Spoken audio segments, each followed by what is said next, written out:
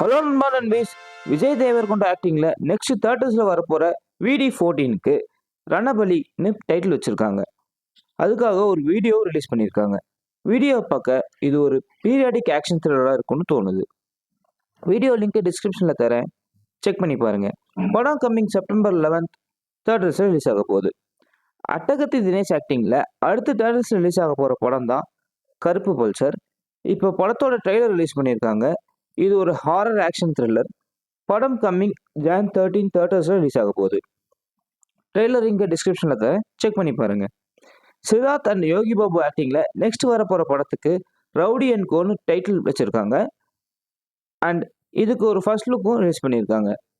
Atharva and Preethi Mukundan ஆக்டிங்கில் theatres release ஆக போகிற படம் தான் இதய முரளி. இப்போ இந்த படத்தோட செகண்ட் சிங்கிள் தங்கமே தங்கமே நாளைக்கு ரிலீஸ் பண்ண போகிறதா அனௌன்ஸ் பண்ணியிருக்காங்க.